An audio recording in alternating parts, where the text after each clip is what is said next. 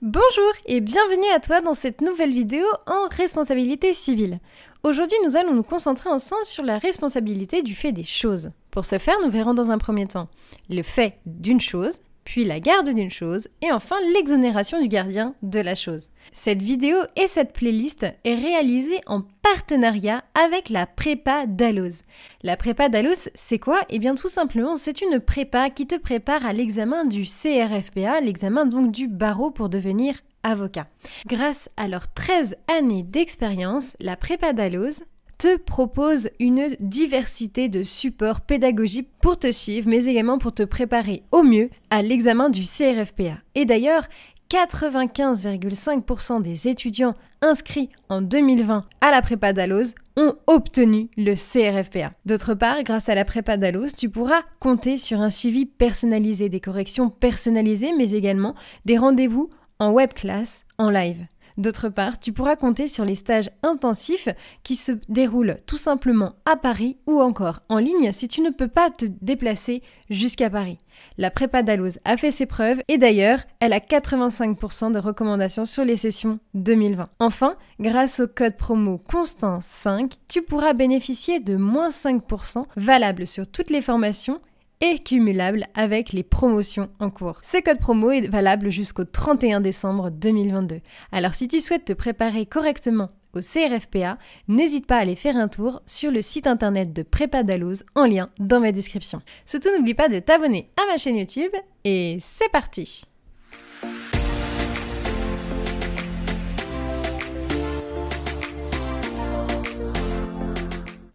Tout d'abord, le fait d'une chose.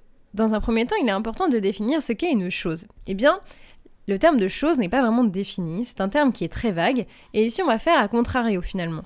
Si tu n'es pas une personne, alors tu es une chose. Donc, toutes les choses sont tout ce qui n'est pas une personne. D'autre part, tu peux noter que on va admettre la responsabilité du fait des choses, mais également la responsabilité du gardien de la chose. Pourquoi?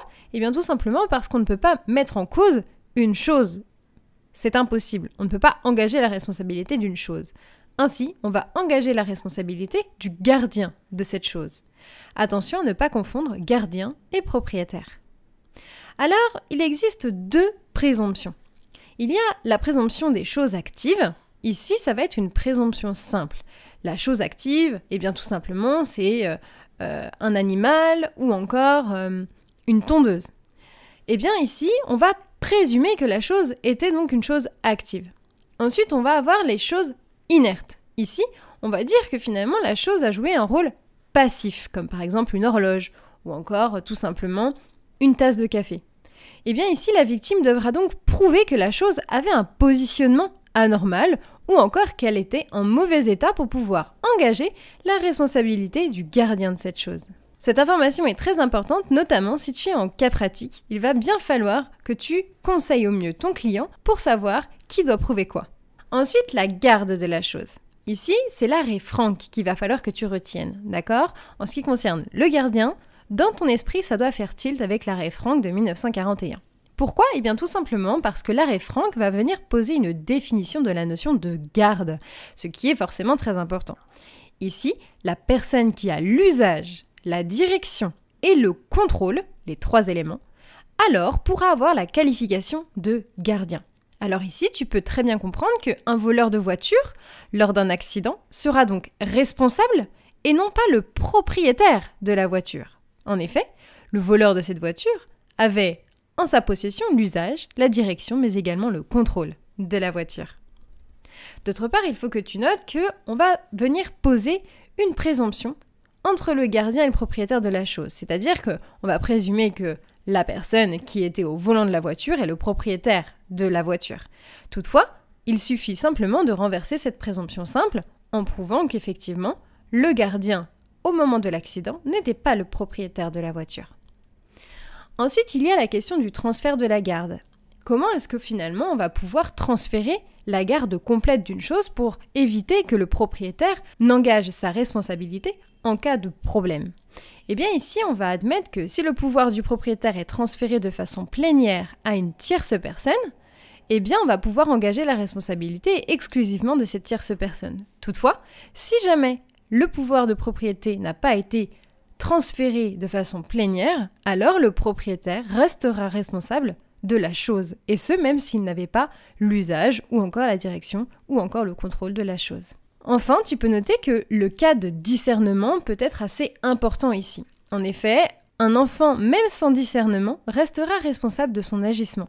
En effet, il y a eu un arrêt donc très important où finalement on est venu engager la responsabilité d'un enfant de 2 ou 3 ans qui jouait avec un bâton et qui a éborgné un de ses camarades. On peut se demander et se dire, cet enfant de 2 ans n'avait pas vraiment l'usage, la direction et le contrôle de ce bâton. Eh bien si, pour éviter qu'il y ait trop d'exonération de comportement, eh bien on va laisser finalement la responsabilité, et ce même d'un enfant sans vraiment de discernement, concernant son comportement.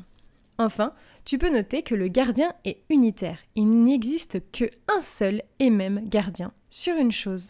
Alors maintenant, le cas d'exonération du gardien de la chose. Eh bien ici, c'est dès lors que tu peux prouver qu'il y a une rupture du lien causal entre le fait et le dommage.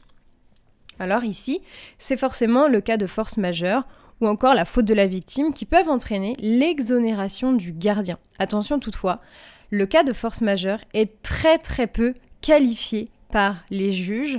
En effet, il est très rare que le juge admette un cas de force majeure. D'autre part, tu peux noter qu'il peut y avoir également le cas où la victime va accepter les risques. Eh bien, ici, il faut que tu notes que, par principe, la Cour de cassation refuse d'exonérer le coupable, et ce, même si la victime avait accepté de façon tacite les risques de la chose. Attention, ce principe ne s'applique pas au code du sport. En effet, en cas de pratique sportive, sur un lieu réservé dans le cadre d'une manifestation sportive, eh bien, seuls les dommages matériels seront non réparables. Ainsi, les dommages extra-patrimoniaux, eh bien, eux, devront être réparés par le coupable, et ce, même si la victime avait donc accepté les risques du sport. Ici, donc, les dommages corporels seront réparés en cas de faute. Voilà, c'est la fin de cette vidéo, j'espère que tu as bien compris la notion. En tout cas, n'hésite pas à me rejoindre sur mes réseaux sociaux Instagram et TikTok, mais également de t'abonner au compte Instagram de la Prépa Dalloz. À bientôt!